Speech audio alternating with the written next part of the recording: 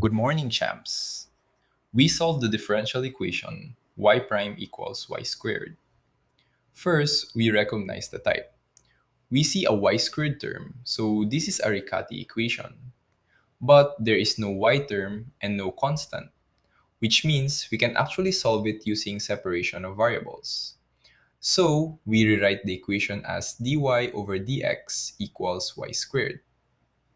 Now we separate variables. We move all y terms to the left side and dx to the right.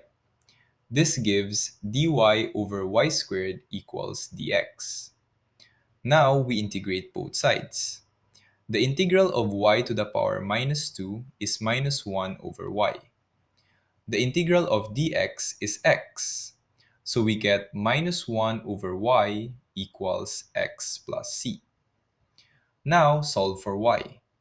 Multiply by minus 1 and we get 1 over y equals minus x minus c. Now invert.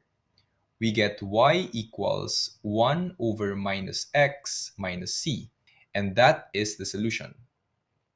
Key idea? Even if something looks like a Riccati equation, always check if it is separable first. I recommend you to check my playlist on multivariate calculus.